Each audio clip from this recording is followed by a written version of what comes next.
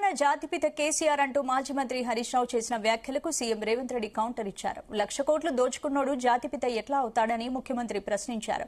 తాగుబోతులకు కేసీఆర్ జాతిపిత అవుతాడా అంటూ రేవంత్ రెడ్డి వ్యాఖ్యానించారు. అటు రేవంత్ రెడ్డి బూత్ పిత అంటూ హరీష్ రావు మండిపడ్డారు. గంటల్లోనే మాట మార్చడంలో రేవంత్ రెడ్డి మించినోడు ఇంకెవడన్నా ఉంటాడా? నీకు సిగ్గుంటే నిజాయితీ ఉంటే క్షమాపణ చెప్పు. నేను తప్పుగా నోరు జారిన కేసీఆర్ గారిని మార్చురిగిపోవాలని ఆయన చావును కోరుకున్నా అని జాతిపిత అయిన కేసీఆర్ కు క్షమాపణ చెప్పు. ఏమన్నా ఆయన పెద్ద మనసుతో నిన్ను క్షమిస్తాడు, ప్రజలు క్షమిస్తారు నిన్ను. ఇలా కేసీఆర్ అంటే ఒక వ్యక్తి కాదు, తెలంగాణ రాష్ట్రాన్ని సాధించిన 4 కోట్ల ప్రజల కలలను నిజం చేసిన స్వప్నికుడు. నువ్వు ఆయన పట్టుకొని ఆ రకమైన భాష మాట్లాడుతావు. నేనేమంటాడు మళ్ళా మాట మార్చేసిండు. మాట మార్చి నేను అట్లా అన్నానా అని నిన్న మాట్లాడే ప్రయత్నం చేసిండు. అసలు నువ్వు ఎన్ని మాటలు మార్చినావు రేవంత్ రెడ్డి?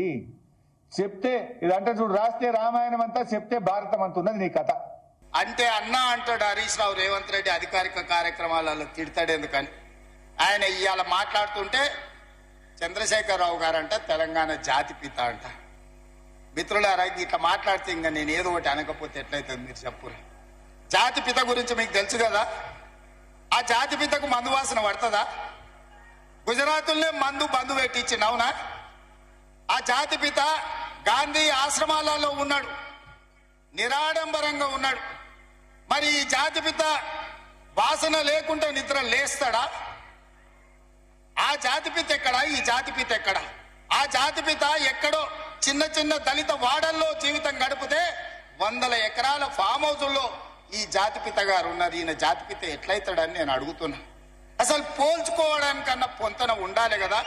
పులిని చూసి నక్క వాతలు పెట్టుకుంటే వాతలతోని నక్క పులి అయిపోతుందా? జాతిపిత అంటే ఎవరు? కొండ లక్ష్మణ్ బాబూజీ జాతిపిత. జాతిపిత అంటే ఎవరు? ప్రొఫెసర్ జయశంకర్ జాతిపిత.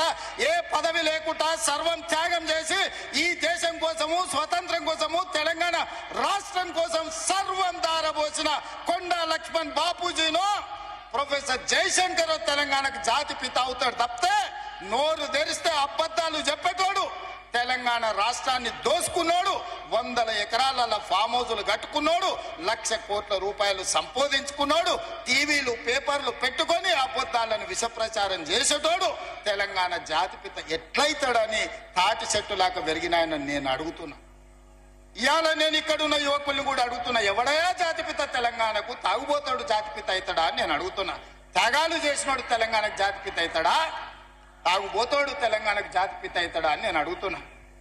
ఒక జయశంకర్, ఒక కొండా లక్ష్మణ్ బాబుజీ తెలంగాణ జాతిపితలు అవుతారు తప్పితే తెలంగాణను జలగల్లాక పట్టి పీడించుకున్నవాడు, తెలంగాణ ప్రజల రక్తం దాగినోడు ఎవడు జాతిపిత కాడు.